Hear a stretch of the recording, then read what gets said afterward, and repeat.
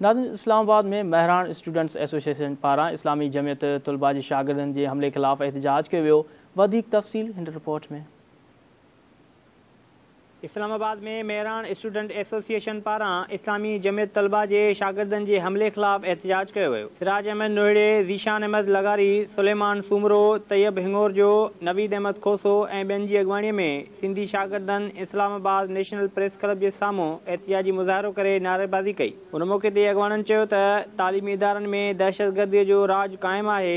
Police पारां case दाख़िल करण बावजूद मुलविस जवाबदारनि खिलाफ़ कार्रवाई करण खां लवायो पियो वञे। असां मुख़्तलिफ़ शहरनि खां अचूं था इस्लामाबाद हिते पढ़ण लाइ, पर हिते जेकी दहशतगर्द तंज़ीम आहे जेकी असांखे मुसलसिल 4 ॾींहंनि खां वठी ज़हनी टार्चर पई करे, असांजे रूमनि ते नॉक पिया कनि, डंडा खणी अची करे असांखे एतिरो त ज़हनी टार्चर करे छॾियो अथनि जो असांजे मालिकनि खे इहा ॻाल्हि पहुती आहे। हू चवनि था त तव्हांजूं डिग्रियूं मसइलो न आहे, तव्हां पंहिंजूं डिग्रियूं छॾियो बसि तव्हां वापसि अचो।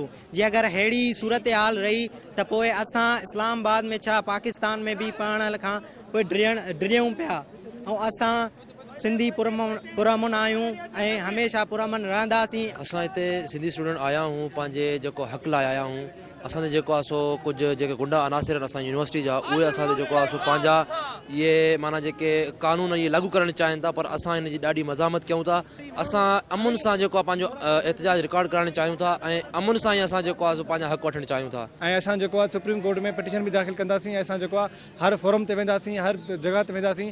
असांजी गुज़ारिश आहे खे जल्द खां जल्द जेके जिन्हनि ते एफआईआर आहिनि उहे सरियाम यूनिवर्सिटी में पिया घुमनि था। गुंडा थी उहे यूनिवर्सिटी खां ॿाहिरि निकिरनि था, यूनिवर्सिटी में घुमनि था, कैफ़ेनि ते चांहियूं पीअनि था पिया, वेठा आहिनि। उन्हनि खे कोई हथ लाइण लाइ बि तयारु न आहे। जेको बि असां सिंधियुनि ते ज़ुल्म कयो वियो आहे उन्हनि जे ख़िलाफ़ असां अॼु नेशनल प्रेस क्लब जे साम्हूं आया आहियूं। गवर्नमेंट ऑफ पाकिस्तान खां, IG इस्लामाबाद खां ऐं DC इस्लामाबाद खां गुज़ारिश था कयूं ऐं मुतालबो बि कयूं था इहो त हिननि खे कानून जे कटड़े मां थो वञे ऐं हिननि खे हिकिड़ी जेको लीगल राइट आहे असांजो उहो असांखे पंहिंजो हक़ ॾिनो वञे। अगरि जेकी FIR खां बाद में ॿिया जेके लीगल प्रोसेस आहिनि उहे नथा थियनि त असां सुभाणे हीअ एहतजाजी दायरो वधाए करे असां सुप्रीम कोर्ट जे ॿाहिरां धरणो ॾींदासीं ऐं गवर्नमेंट ऑफ पाकिस्तान खे गुज़ारिश बि कंदासीं त इहे असांजी जेके लीगल राइट्स आहिनि, ड्यूटीज़ आहिनि, उहे असांखे ॾिनियूं वञनि। जीअं त सॼनि क़ौमनि खे ख़बर आहे त असां सिंधी अमन परस्त आहियूं ऐं अमन परस्त रहियासीं ऐं रहंदासीं। असांजे माना रत में अहिड़ी का बि जेका आहे न आहे जो असां माना कंहिंसां विढ़ूं या छा कयूं। असां अमन परस्त आहियूं ऐं हिते पंहिंजी तालीम हासिलु करण लाइ आयासीं ऐं हिते असांखे जेको आहे स्पेस वग़ैरह नथा ॾियनि।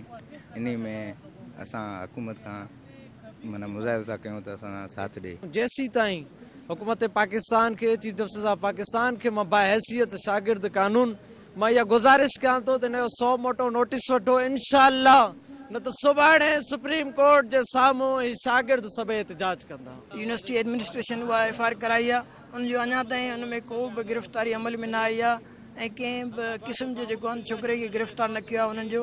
असां यूनिवर्सिटी ऐं इस्लामाबाद इंतिज़ामिया खे इहो मुतालबो कयूं था त उन्हनि खे जेको आहे गिरफ़्तार कयो वञे। शागिर्दनि मुतालबो कयो त मुलविस जवाबदारनि खे फौरी तौर गिरफ़्तार कयो वञे, ॿी सूरत में एहतजाज जो दायरो वधायो वेंदो।